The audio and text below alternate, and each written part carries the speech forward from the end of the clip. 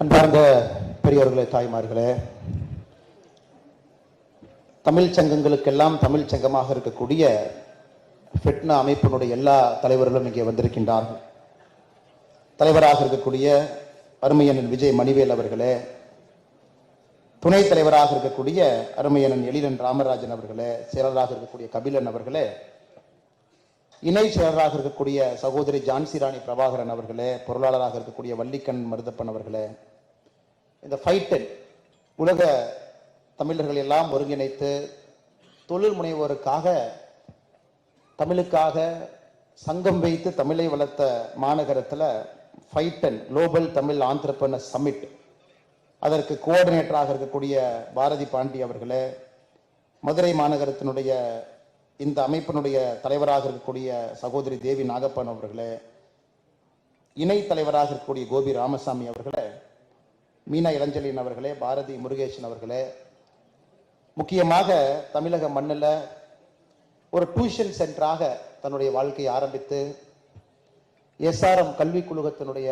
தலைவராக இருந்து பல தொழில்களில் வெற்றி கொடியை நாட்டி அரசியலும் கால் பதித்து அதிலும் ஒரு மாற்றத்தை கொடுக்க வேண்டும் என்று போராடி கொண்டிருக்கக்கூடிய ஐயா டாக்டர் பாரிவேந்தன் அவர்களே, இங்க இருக்கக்கூடிய எல்லா நம்முடைய அன்பு சொந்தங்களே, குறிப்பாக இந்த நிகழ்வுக்காக வந்திருக்கக்கூடிய மாணவ சொந்தங்களே, உங்களுக்கு என்னுடைய மனமார்ந்த நல்வாழ்த்துக்களை தெரிவித்துக் கொள்கின்றேன். பொங்கல் என்று வந்தால் தை மாதத்துல புதுமை என்பது நம்மோடு வந்துவிடும். தை 1ஆம் தேதியில பொங்கல் எல்லாம் படைத்துவிட்டு ஒரு புதுமையாக இந்த நிகழ்ச்சியிலே நாம் பங்கேற்றுக் கொண்டிருக்கின்றோம். ஒரு மாற்றம் வர வேண்டும். குறிப்பாக ஃபெட்னா அமைப்பை பொறுத்தவரை எல்லோரையும் அழைத்து வந்து கடந்த ஆண்டு சென்னையில் இந்த ஃபைட்டன் நிகழ்வு நடத்தினாங்க. இந்த ஆண்டு மதுரைக்கு வந்திருக்கின்றார்கள். ஜூலை 3ஆம் தேதி அமெரிக்காவில் நடக்க இருக்கக்கூடிய முக்கியமான அவர்களுடைய எல்லா ஆண்டும் நடக்கக்கூடிய நிகழ்வுக்கு முத்தாய்ப்பாக அதற்கு முன்பாகவே இந்த நிகழ்வை நடத்த வேண்டும் என்பதற்காக இந்த நிகழ்வை நடத்தி கொண்டிருக்கிற கைத்தட்டலையும் பாராட்டுகளையும் இந்த நேரத்தில் தெரிவித்தார்கள். காரணம், இந்த மண்ணிலே பிறந்தேன், படித்தேன், கடல் தாண்டி ஒரு ஊரில் போய் என்னுடைய வாழ்க்கையை ஆரம்பித்து பொருளீட்டி ஒரு நல்ல வாழ்க்கையை நான் எனக்காக அமைத்து கொண்டேன் என்பதை தாண்டி இந்த பிறந்த மண்ணுக்காக என்னுடைய இனத்திற்காக நான் என்ன செய்தேன் என்பதை யோசிப்பவர்கள் இன்னைக்கு ஃபெட்னால இருக்கிறாங்க. அதைத்தான் நான் தமிழ் சங்கத்துக்கெல்லாம் தமிழ் சங்கங்கள் என்று சொன்னேன். கிட்டத்தட்ட 50 மாகாணங்கள், அமெரிக்கா, கனடா 2 பகுதி, நார்த் அமெரிக்கா ஒன்றாக இணைந்து ஒரு டெமோக்ராட்டிக் சிஸ்டத்தில் தலைவரை தேர்ந்தெடுத்து ஒரு ஆண்டும் ஒரு மிகப்பெரிய ஒரு கன்வென்ஷனை அமெரிக்காவில் நடத்தி காட்டி தமிழ் சமுதாயத்தை முன்னிலைப்படுத்தி தொடர்ந்து இயங்கிக் கொண்டிருக்கக்கூடிய இந்த இயக்கத்திற்கு எத்தனை பாராட்டுகள் நாம் சொன்னாலும் கூட தகும் என்பது என்னுடைய தாழ்மையான ஒரு கருத்து. எனக்கு கொடுத்திருக்கக்கூடிய ஒரு தலைப்பு ஒரு தொழில் முனைவோர் பேச வேண்டிய ஒரு தலைப்பு. ஒரு நிறுவனம் நடத்தக்கூடியவர் ஐயா பாரிவேந்தன் அவர்களை போல பல நிறுவனங்களில் சாதனை படைத்திருக்கக்கூடிய ஒரு மனிதர் பேச வேண்டிய தலைப்பு. அந்த தலைப்பை எனக்கு கொடுத்திருக்கிறாங்க. தலைமை பண்பை பற்றி பேச வேண்டும், புதுமையை பற்றி பேச வேண்டும். அது தொழில் முனைவோருக்கு இந்த நாடு இப்ப எந்த மாதிரி ஒரு காலகட்டத்தில் இருக்கின்றோம், எது போன்ற ஒரு பாதை உருவாக்கி இருக்கின்றோம் என்பதை பேசுங்கள் என்று. ஆனால் அரசியல் பார்வையிலே ஒரு தொழில் முனைவோரை, அரசியல் பார்வையில இந்த நாட்டினுடைய வளர்ச்சிக்கு தொழில் முனைவோருடைய பங்கு, ஒரு அரசியல் பார்வையில இந்த நாடு அடுத்த 25 ஆண்டுகள் தொழில் முனைவோருக்காக எப்படி இருக்கும், இருக்க வேண்டும், இருக்க போகிறது என்பதை அடுத்த ஒரு 15 நிமிடத்திலே நான் பேச இருக்கின்றேன். Politics, we all know, does not exist in a vacuum. It exists in a place, there is a fine play where there is a fine interaction between society, economics and its people. அரசியல் என்பது எப்பொழுதும் கூட ஒரு வெற்று இடத்துல இருக்காது. எங்கே சமுதாயம், மக்கள், பொருளாதாரம் மூன்றும் பேசிக் கொண்டிருக்கிறதோ அங்கே அரசியல் என்பது இருக்கும். அரசியல் இல்லாமல் எதுவும் இல்லை என்பது நமக்கு தெரியும். குடிக்கின்ற தண்ணீரிலிருந்து, சுவாசிக்கின்ற காற்றிலிருந்து, ஒரு பேருந்திலே கால் வைக்க வேண்டும் என்றாலும் கூட அரசியல் இருக்கிறது. நீங்கள் எவ்வளவு பெரிய தொழில் முனைவோராக இருந்தாலும் கூட உங்களுக்கு சரியான ஒரு சூழல் இல்லை என்றால் எவ்வளவு பெரிய தொழில் முனைவோராக இருந்தாலும் உங்களுடைய ஆக்கமும் ஊக்கமும் இந்த நாட்டினுடைய வளர்ச்சிக்கு பயன்படாமல் போயிடும். அதனால பாலிடிக்ஸ் என்பது ஒரு மிக முக்கியமான ஒரு கருவி. அதன் மூலமாக இந்த நாட்டினுடைய வளர்ச்சி அடுத்த கட்டம் செல்வதற்கு திறமையை தகுதி இருக்கக்கூடிய எல்லோரையும் இணைத்து எடுத்து செல்லக்கூடிய ஒரு கருவி. பட் பிரச்சனை என்னன்னாங்க, politics is good, politicians are bad. ஐயா பாரிவேந்தர் அவர்கள் பேசும்பொழுது ஒரு வார்த்தையை சொன்னாங்க, இன்னைக்கு தமிழக அரசியல் எப்படி இருக்கு, அது எப்படி மாற்ற வேண்டும். 2000 ஆண்டுகளுக்கு மேல பாலிடிக்ஸ் நல்லா தாங்க இருக்கு. நல்லவர்கள் அரசியலுக்கு வராத காரணத்தினால பொலிட்டீஷியன்ஸ் அரசியல் என்கின்ற வார்த்தைக்கு ஒரு தவறான ஒரு பெயரை சம்பாதித்து கொடுத்திருக்கின்றார்கள். அதையும் உடைப்பதற்கான முயற்சி நடக்கிறாங்க. இன்னைக்கு என்ன கேட்டீங்கன்னா, இந்தியா எப்படி இருக்கு, தொழில் முனைவோர் எப்படி இருக்காங்க, அடுத்த 25 ஆண்டுகள் எப்படி இருக்கும்? குறிப்பாக இருக்கக்கூடிய அந்த 300 காலேஜ் இளைஞர்கள் இங்க வந்திருக்கிறாங்க, இளைஞர்கள் வந்திருக்கிறாங்க, தங்கைகள் வந்திருக்கிறாங்க. நீங்கள் எதற்காக தொழில் முனைவர்களாக மாற வேண்டும் என்கின்ற என்னுடைய தாழ்மையான கருத்தை உங்க முன்னாடி வைக்கிறேன். இன்னைக்கு இந்தியா கிட்டத்தட்ட $4 trillion பொருளாதாரத்தை நம்ம அப்படியே தொட்டுக்கிட்டு இருக்கிறாங்க. 3.8 3.9 trillion. நேற்று உலக வங்கி குளோபல் எக்கனாமிக் ப்ராஸ்பெக்ட் அப்படிங்கிற ஒரு இதை பப்ளிஷ் பண்ணியிருக்கிறாங்க. ஒரு புக்லெட். நேரம் இருந்ததா, இன்னைக்கு காலையில் பேப்பர் பார்த்தீங்களான்னு தெரியல. உலகத்தில் அடுத்த 2 நாடுகள், பெரிய 2 வருடங்கள் பெரிய நாடுகள் எப்படி வளரும்? அமெரிக்காவை பொறுத்த வரைக்கும் அடுத்த 2 ஆண்டுகள் அவருடைய சராசரி வளர்ச்சி என்பது 2% இருக்கும். ஜப்பானுடைய சராசரி வளர்ச்சி 1% இருக்கும். ஐரோப்பிய நாடுகள் எல்லாம் சேர்ந்து சராசரி வளர்ச்சி என்பது 1.1% இருக்கும். சைனாவுடைய சராசரி வளர்ச்சி அடுத்த 2 ஆண்டுகள் 4% இருக்கும். இந்தியாவுடைய சராசரி வளர்ச்சி அடுத்த 2 ஆண்டுகள் 6.7% இருக்கும் என்கின்ற குறியீடு எடுத்து கொடுத்திருக்காங்க. அப்ப நமக்கு தெரியும், India is growing faster than Japan, faster than China, faster than US. But அந்த நாடுகள் ஏற்கனவே வளர்ந்துட்டாங்க. It's a big base effect. பாத்தீங்கன்னா பெரிய நாடுகள் $32 trillion அமெரிக்கா, சைனா பாத்தீங்கன்னா $17 trillion. பெரிய பேஸ்ல வளர்ச்சி குறைவா இருக்கு. இந்தியாவை பொறுத்த வரைக்கும் சின்ன பேஸ்ல நிறைய வளர்ச்சி இருந்தா தான் அந்த நாட்டை நம்ம பிடிக்க முடியும். நாம 4 trillion, நம்மை விட 8 மடங்குல இன்னைக்கு அமெரிக்கா இருக்காங்க, 32 trillion இருக்காங்க. ஸோ ஐயா பேசும்போது ஒரு வார்த்தையை சொன்னாங்க, ஒரு பெரிய நாட்டினுடைய வளர்ச்சிக்கு முக்கிய காரணமாக இருந்தது அந்த நாட்டினுடைய பொருளாதாரம். அந்த பொருளாதாரத்திற்கு முக்கிய காரணமாக இருந்தது தொழில் முனைவோர் அப்படிங்கிற ஒரு வார்த்தையை பயன்படுத்தினாங்க. முற்றிலும் உண்மை, முற்றிலும் உண்மை. இன்னைக்கு இந்தியா 4 trillion இருந்து நம்முடைய இலக்கு 2047 $55 trillion, $55 trillion நம்ம வர வேண்டும் என்றால் நீங்க கணக்கு போட்டுக்குங்க, கிட்டத்தட்ட 13 மடங்கு வளர வேண்டும். அடுத்த 23 ஆண்டுகள்ல இப்ப இருந்து 13 times we have to grow. 13 times. சுதந்திரம் கிடைச்சி 75 வருஷத்துல எவ்வளவு நம்ம வளர்ந்தோமோ அது 13 மடங்கு வளர்ந்தால் $55 trillion. இன்னைக்கு நாம $4 trillion இருந்து அடுத்த 23 ஆண்டுகளுக்கு 5% எல்லா ஆண்டு 5% grow ஆனீங்கன்னா நாம் மொத்தமாக 4 times grow ஆயிருப்போம். 4 trillion into 4 16 trillion reach ஆயிருக்கும் 2047. இன்னையிலிருந்து நீங்க 8% grow ஆகுறீங்க. Every year 8%. 2047 முடியும் பொழுது 6.2 times grow ஆயிருக்கும். அப்ப 25.2 trillion. ஒருவேளை இன்னையிலிருந்து 10% நீங்க grow ஆனீங்கன்னா 2047 முடியும் பொழுது 9.8 times 10 மடங்குன்னு வச்சுக்கலாம், 40 trillion grow ஆயிருக்கும். ஆனா இன்னைக்கு நாம 55 trillion சொல்றோம். அப்படின்னா உலகத்துல எந்த நாடும், எந்த ஒரு சுதந்திர நாடும், எந்த ஒரு ஜனநாயக நாடும் 20 ஆண்டுகளே 7% வளர்ந்தது கிடையாது. China grew at 7.2% for 20 years. இன்னைக்கு இந்தியா 23 ஆண்டுகள் தொடர்ச்சியாக 10% மேல வளர்ந்தா இந்த நாடு $50 trillion எட்டி பிடிக்கலாம். இதுவரை யாரும் செய்ததில்லை, செய்ய முடியும் என்கின்ற நம்பிக்கையில் நாம் நின்று கொண்டிருக்கின்றோம். காரணங்க, இந்த நாட்டுல கொஞ்சம் அடிப்படையா கிராம பகுதியில் அப்படியே போய் பார்க்க ஆரம்பிச்சீங்கன்னா எந்த அளவுக்கு இன்னோவேஷன், சிறு சிறு பிரச்சனைகளுக்கு அந்த கிராமத்துல எந்த அளவுக்கு அவர்களாகவே ஒரு தீர்வை கண்டுபிடிச்சிருக்காங்க. சமீபத்துல 2 தம்பிகளுடைய கதையை படிச்சுங்க. கோயம்புத்தூர்ல ஒரு பெரிய இன்னோவேஷன் செய்யணும்னா ஐஐடியில படிக்கணும், ஐஐஎம்ல படிக்கணும், பெரிய பெரிய நிறுவனத்துல படிக்கணும், அப்பதான் நம்ம இன்னோவேஷன் செய்ய முடியும். கோயம்புத்தூர்ல ஒரு கம்பெனியை பார்த்தேன், பேக்யார்டு கிரியேட்டர். அவங்க என்ன பிரச்சனையை சால்வ் பண்றாங்க பாருங்க. ஒரு ஆண்டுக்கு 1 லட்சம் குழந்தை பிறக்கும் பொழுது முற்றிலுமாக 100% காது கேட்காத ஒரு தன்மையோடு ஒரு ஆண்டுக்கு 1 லட்சம் குழந்தை பிறக்கிறாங்க. அது பேரு கான்ஜினிட்டல் ஹியரிங் ப்ராப்ளம்ங்கறாங்க. முழுமையா 0, பிறக்கறனாலயே 0% ஹியரிங் டிஃபெக்ட். இன்னைக்கு இந்த பசங்க 2 பசங்க, ராம் லக்ஷ்மண், 2 பேரும் நடுத்தர குடும்பம், சாதாரண கல்லூரியில படிச்சு இன்னைக்கு கோயம்புத்தூர்ல ஒரு நிறுவனத்தை ஆரம்பிச்சிருக்கிறாங்க. 2027 அந்த நிறுவனத்தினுடைய பேர் பேக்யார்டு கிரியேட்டர் பயோனிக் இயர் ஒன்று கொண்டு வர்றாங்க. பயோனிக் இயர், செயற்கை காது. இது காது மேல வச்சிட்டீங்கன்னா காது மாதிரியா ஃபங்க்ஷன் ஆகும். இதுக்கு பேட்டன்ட் வாங்கிட்டாங்க. ஒரு சிலிக்கான் வேலியில் இருக்கிற கம்பெனி யாருமே கூட பயோனிக் இயர் செய்யல, தனியாக ஒரு காது செய்யலைங்க. இருக்கிற காதை ஆம்பிளிஃபை பண்ணி பார்த்துருக்காங்க. இது முதல் முறை. சின்ன நிறுவனம். நான் சொல்வதை குறிப்பா இங்க இருக்கக்கூடிய அந்த கல்லூரி மாணவர்கள் ஒரு யூடியூப்ல இன்டர்நெட்ல நீங்க போய் பார்க்கணும் என்ன சொன்னாங்க.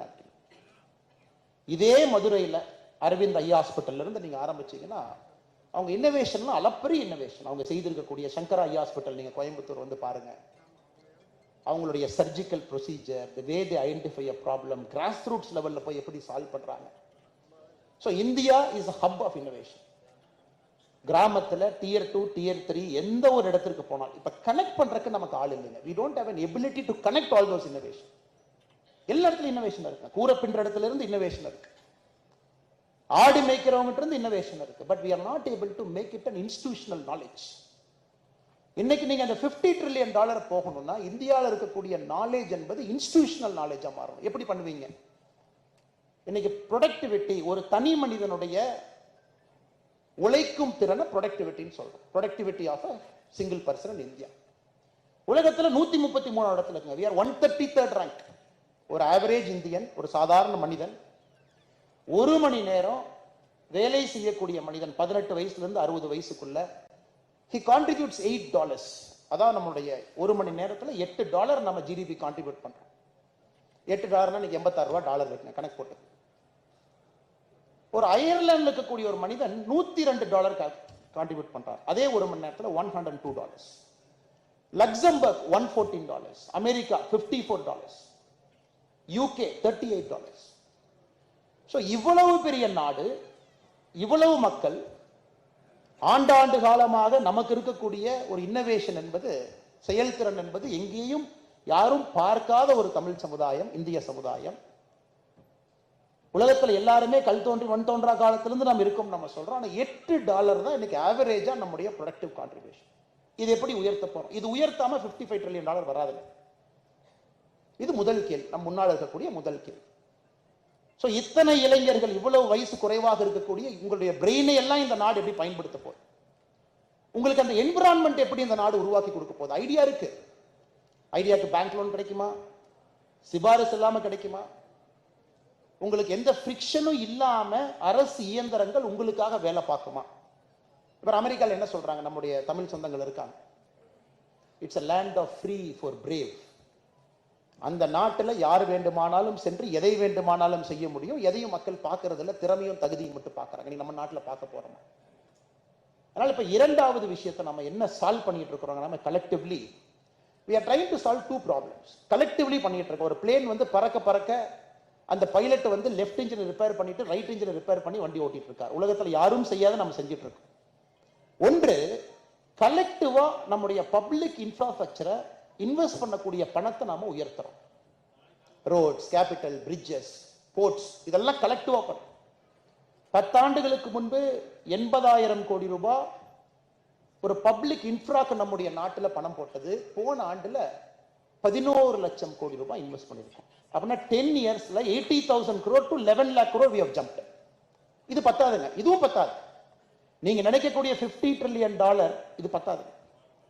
நெக்ஸ்ட் 6 இயர்ஸ்க்கு நம்ம ப்ரொஜெக்ஷன், அடுத்த 6 ஆண்டுகளுக்கு நம்முடைய நாட்டில் நாம் கொடுத்திருக்கக்கூடிய ப்ரொஜெக்ஷன் 143 லட்சம் கோடி ரூபாய் நம்ம இன்ஃப்ராஸ்ட்ரக்சருக்குள்ள மட்டும் போடப்போம். விமான நிலையங்கள் இன்னைக்கு 158 இன்னைக்கு இருக்குதுங்க. 10 ஆண்டுகளுக்கு முன்பு 73. பத்தாது, நமக்கு மினிமம் 450 வேணுங்க. எல்லா tier 2 சிட்டில விமானத்தை இறக்கணும்.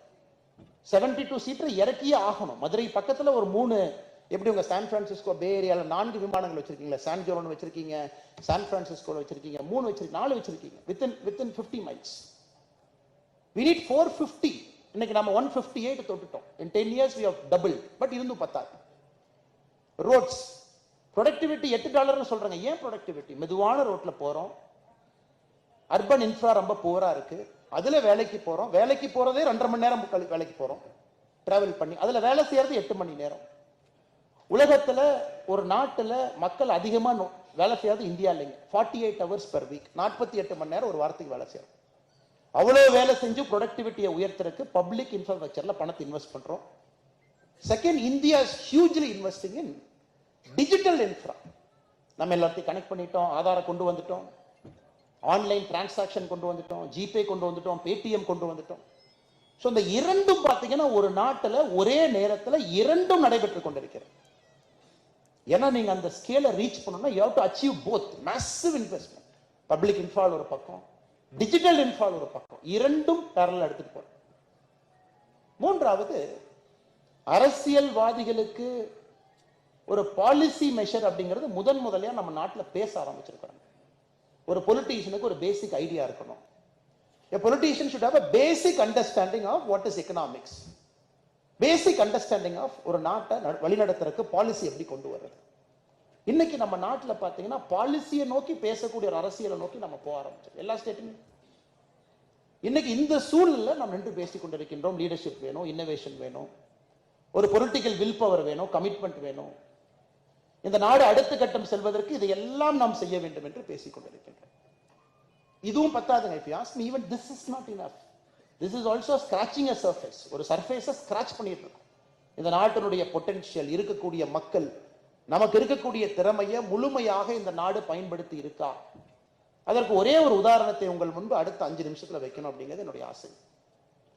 இன்னைக்கு கூகுள் சர்ச் சாட் ஜிபிடி 4 5 வந்துருச்சு. பட் அது உங்களுக்கு என்ன பப்ளிக்கா ஃப்ரீ வெர்ஷன் வரல. சாட் ஜிபிடி 4 எடுத்துக்கலாம். இங்கே ஒரு நண்பர் கூகுள்ல நான் பேசுற சர்ச் பண்றாரு. ஓகே, பேக்யார்ட் டெவலப்பர்னு சொன்னாரு, அண்ணன் சொன்னது உண்மையா, கோயம்புத்தூர்ல அந்த கம்பெனி இருக்கா? இங்க ஒரு நம்பர் சாட் ஜிபிடி 4ல பண்றாரு. So the person who is searching in chat GPT 4 is consuming 11.4 times more energy than a Google search. இன்னைக்கு chat GPT 4ல நீங்க சர்ச் பண்றீங்கன்னா கூகுள்ல தட்டறீங்க chat GPT 4, it is consuming 11.4 times more energy than a query. அதே single query, ஒரே answer, ஒரே question, it consumes 11.4. இன்னைக்கு பிரச்சனை என்னன்னாங்க, artificial intelligence எல்லாம் வந்துருச்சு, வர ஆரம்பிச்சிருச்சு. ஆர்டிபிஷியல் ஜெனரேட்டிவ் இன்டெலிஜென்ஸ் ஏஜியை நோக்கி போயிட்டோம். Very soon will be achieved. இந்த டியூரிங் டெஸ்ட்னு சொல்லுவாங்க, 1950ல இருந்த ஆலன் டியூரிங்கோட டெஸ்ட். என்னைக்கு கம்ப்யூட்டர் மனிதனா மாறுங்கிறத நம்ம 75 ஆண்டுகளா டெஸ்ட் வச்சுக்கிட்டே இருக்கோம். 1950 he presented that pioneering paper in Cambridge. இன்னைக்கு 75 இயர்ஸ் கழிச்சு நம்ம சொல்றோம், ஓ chat GPT 4 almost during test பக்கத்துல வந்துருச்சு. ஆல்மோஸ்ட் பக்கத்துல என்ன பிரேக் ஆகல. But this consumes so much energy. நம்ம நாட்டில் இன்னைக்கு எனர்ஜி இல்லைங்க. we don't have energy. பண்ணிக்கிட்டே இருக்கோம், கிகாவாட்ல டெராவாட்ல பண்ணிக்கிட்டே இருக்கோம். இன்னைக்கு நாம சொல்றோம் நம்முடைய டேட்டா சென்டர்ஸ் இன்னைக்கு இந்தியால டோட்டலா 2% எனர்ஜி கன்சியூம் பண்ணுதுங்க. 2034 இப்ப இருந்து 10 வருஷத்துல data centres will consume 15% of our country's energy. இங்க ஒரு பிரச்சனை இருக்கு, ஆனா சொல்யூஷன் நீங்க கண்டுபிடிக்கணும். Everywhere you see there is a problem, everywhere we apply our mind there is a solution. இதுக்கு ரெகுலரா நீங்க போடுற power plant, captive power generation plant, transmission line, அதை நீங்க போட்டு அடுத்து எக்ஸ்ப்ளோசிவ் இந்த ஃபீல்டை சரி பண்ண முடியாது.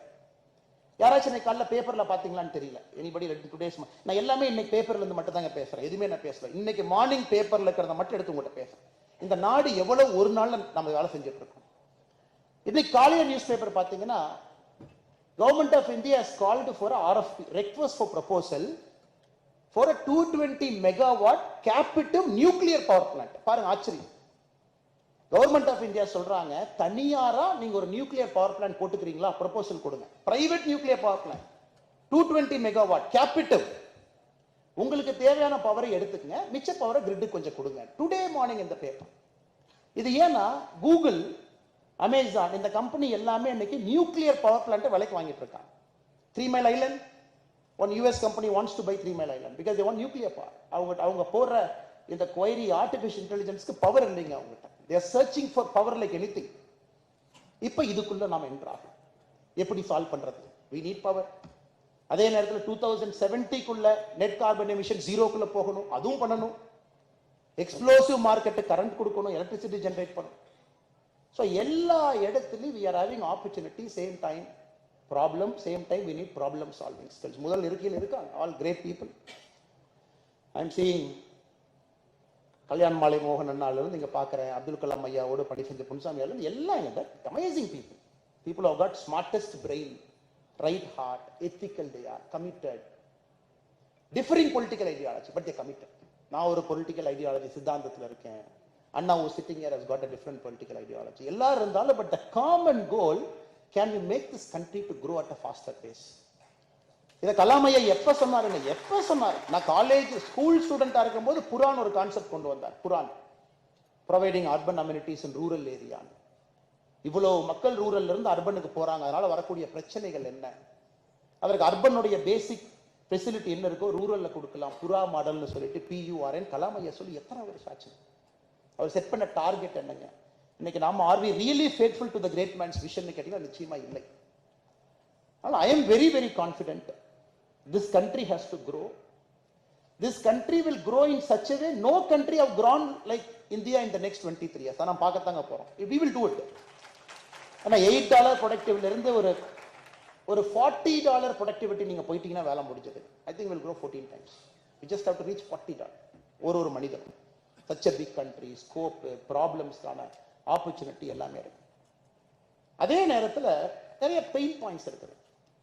இன்னைக்கு நீங்க மட்டும் நல்லா இருந்தா பத்தாது. இன்னைக்கு நான் பாரிவேந்தர் ஐயா பேசின அந்த பாயிண்ட்டுக்கு நான் வர்றேன். சார் எனக்கு நாலேஜ் இருக்கு, எனக்கு திறமை இருக்கு, நான் நல்லவன், I am a great man, I've studied, heart in the right place, I want to contribute to this nation. இது நீ பத்தாது. Whether we are electing the correct people, making them to sit at the right place to enable you அப்படிங்கிறது இரண்டாவது கேள்வி. இதுக்கு ஒரு classic example semiconductor வந்து எடுக்கிறேன். Because I have lot of friends. Anandan Ayyasamy sitting here, Intel இன்ஜினியரிங்ல டைரக்டரா இருந்தவங்க. இன்னைக்கு அதெல்லாம் விட்டுட்டு ஒரு அரசியல் கட்சியில் இணைஞ்சு இதுல மாற்றத்தை கொடுக்க முடியுமா அப்படின்னு இருக்கக்கூடிய ஒரு மனிதர். I'm just taking semiconductor as a industry. இன்னைக்கு எல்லாருமே செமிகண்டக்டர் பற்றி தான் பேசுறோம். பயோனிக் காதுக்கு unit semiconductor, unit 5, 6, 7 nanometre chips. அது பார்த்தீங்கன்னா இன்னைக்கு 7 நானோமீட்டர் கீழே போயிட்டீங்கன்னா one company in the world controls the whole chips. TSMC ஹாங்காங்ல. He has got the whole chip in the hand. 2022ல அமெரிக்கன் அதிபர், America is a capitalist country, அவன் ஒரு சட்டத்தை கொண்டு வரான், chips and science act, $50 billion investment. நீ அரிசோனால வந்து சிப் ஃபேக்டரி TSMC நீ போட்டீங்கன்னா உனக்கு நான் $21 billion சப்சிடி கொடுக்குறேன். அமெரிக்கா பண்றான், சைனா பண்ணி பார்த்துருக்கோம். America is telling since China is overtaking us in chips, other countries are far ahead of us in chips. நீ தயவு செஞ்சு அரிசோனாக்கு வா, நான் உனக்கு சிப்ஸ் அண்ட் சயின்ஸ் ஆக்ட்ல பணம் கொடுக்குறேன். இன்னைக்கு நாம எங்க இருக்கோம்? 1987 India was just 2 years behind the world leader. 2 வருஷம் தான் we were behind. அன்னைக்கு வேர்ல்ட் லீடரா யாரெல்லாம் சிப்ல வந்து செஞ்சுக்கிட்டு இருந்தாங்களோ அவர்களுக்கும் இந்தியாவுக்கும் ரொம்ப தூரம் இல்லைங்க.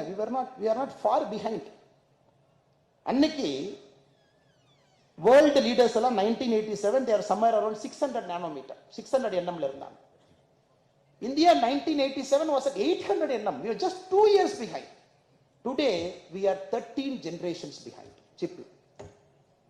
So where in 1987 with what kind of politics, where are we in 2024? இது மட்டும் தான் நாம முன்னாடி வைக்கக்கூடிய கேள்வி.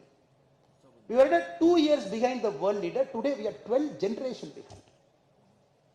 ஒரு இன்டெல் கம்பெனி ஸ்டாக் மார்க்கெட்ல பாருங்க, it is crashing like anything every day. காரணம் என்னங்க? 14 nm க்கு கீழே சிப்ல இன்டெல் has failed. நீ 14 nm வரைக்கும் கம்பீட் பண்ணிட்ட. 14 nm to 10 mm you lost the TSMC took it.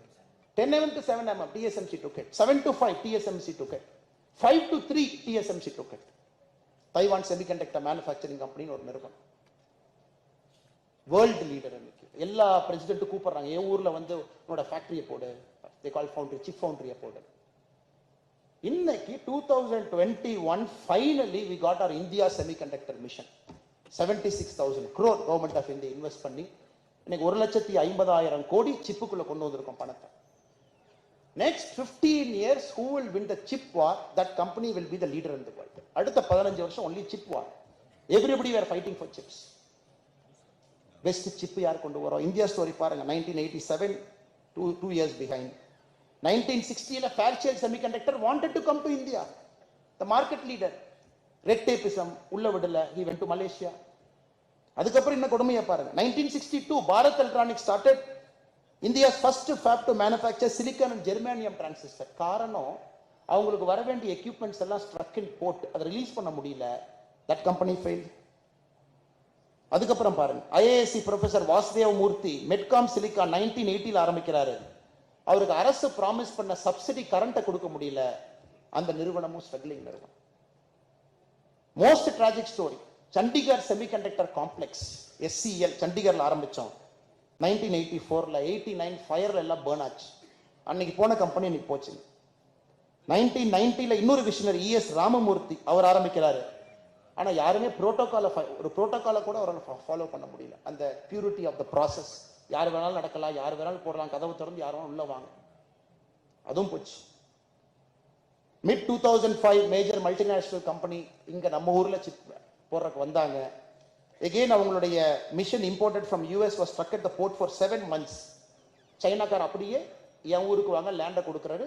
அந்த மிஷனோட அப்படியே சைனா கொண்டு போய் இன்னைக்கு அவங்க ஒரு வேர்ல்ட் லீடர். ஸோ கேள்வி நீங்க கேட்க வேண்டியது, இன்னைக்கு உங்களுக்கு இருக்கக்கூடிய பொட்டன்ஷியலை பயன்படுத்துறதுக்கு அரசியல் சூழல் உதவிகரமா இருக்கு அப்படிங்கிற கேள்வி நீங்க கேட்கணும். whether God given potential all of us have, whether that potential to exhibit, do we have a platform? அது இந்த ஃபெட்னால அது மேபி அதற்கு தான் என்னை கூப்பிட்டுருக்காங்கன்னு நானே நினைச்சுக்கிறேன். Maybe that is why they call me, because I never founded a company. I am not an inventor, I am not an innovation guy. Probably they have called me only because they know the next 25 years we need willpower and commitment. இன்னைக்கு தமிழ்நாட்டுக்கு தேவை ஒரு லீ காங் Yew. தமிழ்நாட்டுக்கு தேவை Lee Kuan. we need a Lee Kuan without a fail. வேணும். you need a Lee Kuan vision. அடிச்சு கொண்டு போய் அங்க கொண்டு நிறுத்தல. 1960 சிங்கப்பூர், 1980 சிங்கப்பூர், 2005 சிங்கப்பூர். அந்த வருஷம் எத்தனை நாள் president, prime minister, emeritus minister, 40 வருஷம் அப்படியே அடிச்சு சிங்கப்பூர் கொண்டு குளோபல் உட்கார வச்சிட்டார். Probably we need a Deng Xiaoping kind of leader. 1960 சைனாக்கு Deng Xiaoping கிடைச்சாங்க. We need that kind of leader for Tamil Nadu. ஏன்னா நான் ஒரு அரசியல் கட்சியை சார்ந்திருக்கிறனால I am not going to talk very highly about our PM Narendra Modi. அவரை பத்தி உங்களுக்கே தெரியும். நான் சொன்னா அண்ணாமலை அந்த கட்சியில் இருக்கிறனால சொல்றாங்க. So that wisdom I am leaving it to you because this is a non-political forum. I rate our Prime Minister very, very highly. I am very confident he has got the vision to take it forward. Whether இந்தியாவில் இருக்கக்கூடிய எல்லா மாநிலத்திலும் அதே போன்ற தலைவர்கள் இருக்கிறாங்களா? $1 trillion எக்கானமின்னு சொல்றாங்க. Whether $1 trillion economy is possible ங்கறதான் கேள்வி. Tamil Nadu is at $460 million. $1 trillion 2013 நமக்கு வேணும். எப்படி நடக்குது? Maharashtra is at 600 million. Probably the first state which might hit 1 trillion. அதனால இன்னைக்கு இருக்கக்கூடிய இளைஞர்களுக்கு எந்த அளவுக்கு இன்னோவேஷனுக்கு நீங்க மரியாதை கொடுக்குறீங்க, எந்த அளவுக்கு இதெல்லாம் நீங்க செய்யணும்னு நினைக்கிறீங்களோ, ஒரு பொலிட்டிக்கல் ப்ராசஸ்க்கும் நீங்க ரெஸ்பெக்ட் பண்ணணும் அப்படிங்கிறது என்னுடைய அன்பான வேண்டுகோள். You should be the enabler to create a political understanding among the common public. நமக்கு இது வேணும், இங்க நம்ம போறோம். இன்னைக்கு இந்தியாவில் பார்த்தீங்கன்னா ஃப்ரீபி கல்ச்சருக்குள்ள எல்லாம் என்டர் ஆயிட்டோம். நீ பெண்களுக்கு மாசம் எவ்வளவு கொடுப்பேன்? நான் 2000. இன்னொருத்தர் சொல்றாரு நான் 2100 கொடுப்பேன். இன்னொருத்தர் சொல்றாரு நான் 2500 கொடுப்பேன். யாராச்சும் பேசுறாங்களா? வருஷத்துக்கு 50,000 கோடி ரூபாய் அதுக்கு செலவு பண்ணணும். If you give 2,500 rupees, you will spend 50,000 crore. நீ என்ன கொடுப்ப? நான் இது இன்னும் 10,000 கொடுப்பேன். நான் இது 15,000 கொடுப்பேன். இந்த ஃப்ரீபீஸ் மட்டும் நீங்க கால்குலேட் பண்ணீங்கன்னா உங்க பட்ஜெட்ல 1/3 அதுக்கே போயிடுது சார். எப்படி உங்களுக்கு இன்ஃப்ரா எங்க கிரியேட் பண்றது, ரோடு எங்க போடுறது, உங்களுக்கு அந்த கண்டியூசிவ் என்விரான்மெண்ட் எங்க உருவாக்கி தர்றது, உங்க டேலண்டை எல்லாம் மார்க்கெட்டுக்கு கொண்டு வர்ற அரசு செய்ய வேண்டிய வேலை செய்யறதுக்கு எங்க சார் காசு இருக்கு? 3 லட்சம் கோடி பட்ஜெட்ல 1 lakh crore goes to freebie. 80,000 கோடி வாங்கின கடனுக்கு அசலு வட்டியும் கட்டுறதுக்கு அது போச்சு. 60,000 கோடி அரசு ஊழியருக்கு சம்பளம் கொடுத்தாச்சு. இருக்கிற 30,000 கோடியில எப்படி சார் ஒரு அரசை நடத்துறது? School, quality teachers, quality roads, quality police. இன்னைக்கு இவ்வளவு பேசுறோம். ஒரு போலீஸ் ஸ்டேஷனுக்கு வண்டி போய் யாராச்சும் பார்த்துருக்கீங்களா? யாராவது ஒருத்தர் என் கூட வாங்க, கிராமத்துக்கு கூட்டிட்டு போற ஒரு கிராம போலீஸ் ஸ்டேஷன், ஒரு ஓட்ட ஜீப். நீங்க போய் பாருங்க, இன்ஸ்பெக்டர் எந்த ஜீப்ல வருவாருன்னு பாருங்க. திருட சைக்கிள்ல போனா கூட ஜீப்போட முன்னாடி போயிடும். பெண்களுக்கு பாதுகாப்பு நம்ம பேசினா பத்தாதுங்க. பெண்களுக்கு பாதுகாப்புக்கு எக்யூப்மெண்ட்ஸ் இருக்கா? ஒரு போலீஸுக்கு 24 hour பேட்ரோலிங், 10 2 வீலர்ஸ், ஒரு 3 4 வீலரியா 24 hours சுத்திக்கிட்டே ஒரு ஏரியாவை லைட்டை போட்டு சுத்திக்கிட்டே பார்த்தாவே ஓடிடுவான். எனக்கு இருக்கா? இல்லை. பிகாஸ் மணி எங்க செலவு பண்ணமோ அந்த பணம் எங்கேயோ போயிடுச்சு சார். அந்த பணம் இங்க இல்ல. 10,000 ஸ்கூல் தமிழ்நாட்டில் இன்னைக்கு கம்மியா இருக்கு. we are 10,000 school short. வரும்போது எங்கிட்ட சொன்னார், சார் எஃப்சிஆர்ல கொஞ்சம் பிரச்சனை இருக்கு, நாங்க ஒரு ஸ்கூல் பில்டிங் கட்டி கொடுக்கலான்னு இருக்கிறோம், 10,000 ஸ்கூல்ஸ் தமிழ்நாடு ஷார்டேஜா இருக்கு, கொஞ்சம் ஹெல்ப் பண்ணுங்க. we are 10,000 school short. Teacher people ratio எடுத்தீங்கன்னா 10,000 பள்ளிக்கூடங்கள் இங்கே குறை. பணம் இல்லை, பணம் கொடுப்பதற்கு நம்மிடம் இல்லை. அதனால இதை மறந்துடாது. ஒரு ஆண்டர்பிரனர்ஸ் மீட்ல if you don't understand the political situation, what happened in 1987 for semiconductor will repeat in 2030, 2040, 2050. 2040 ஆகும்போது will become old. எதுக்காக 25 years? We are young now. 2040 we all will become old. We will become a graying public like Japan. Japan is the only country in the world. In 1995 they are at $5 trillion GDP. Today they are at $4.2 trillion GDP. The only country in the world which has lost 1 trillion gross economic value in the last 20 years. யோசிச்சு பாரு. Because it's a graying population. வயசானவங்க இருக்கிறாங்க, இளைஞர்கள் இல்லை. அதனால இதையும் உங்க முன்னாடி நான் வைக்கிறேன். Maybe for you to chew on, to talk about it, not to pinpoint a certain political party. இவங்கன்னு சொல்றதை விட I am looking at the mirror. எல்லா political partyக்கு இந்த கண்ணாடி வைக்கிறேங்க. இந்த கட்சி அந்த கட்சின்னு சொல்றத விட எல்லா கட்சிக்கும் I am keeping this mirror. To ask ourselves, are we really doing something for people sitting in this room so that your dream gets realized on the ground? With this, ஃபெட்னால் இருக்கக்கூடிய எல்லா மேடையில் இருக்கக்கூடிய எல்லா தலைவர்களுக்கும், இந்த அரங்கத்தில் இருக்கக்கூடிய ஃபெட்னாவை சார்ந்த எல்லா அன்பு நண்பர்களுக்கும், இங்க வந்திருக்கக்கூடிய எல்லா கல்லூரி அன்பு சகோதர சகோதரிகளுக்கும், பத்திரிகை நண்பர்களுக்கும் என்னுடைய மனமார்ந்த நன்றிகளை தெரிவிச்சுக்கிறேன். அதே நேரத்தில் ஐயா பாரிவேந்தர் ஐயா நிறைய அட்வைஸ் பண்ணுவார். பாரிவேந்தர் ஐயா சில நேரத்தில் நினைச்சுக்குவாரு, என்ன சொன்னாலும் இவன் கேட்க மாட்டான், இவன் பிடிச்சதுல அப்படியே இருப்பான், அலையன்ஸ்ல இருந்து இதுல இருந்து அதுல இருந்து. Because I am very clear, conviction is the first thing in politics. Conviction எப்பவுமே இருக்கும். இவங்க வேணுமா அவங்க வேணுமான்னு சொல்ற விட நான் எப்பவுமே சொல்லுவேன், யாருமே வேண்டாங்க ஐயா, புது அரசியல் தமிழ்நாட்டுக்கு வேணும். There is no enemy, first enemy, second enemy, third enemy. Tamil Nadu needs a political revolution, new kind of revolution. அதை எப்பொழுதும் பெருமையா சொல்லுவாங்க. அது ஐயா வச்சுட்டு மேடையில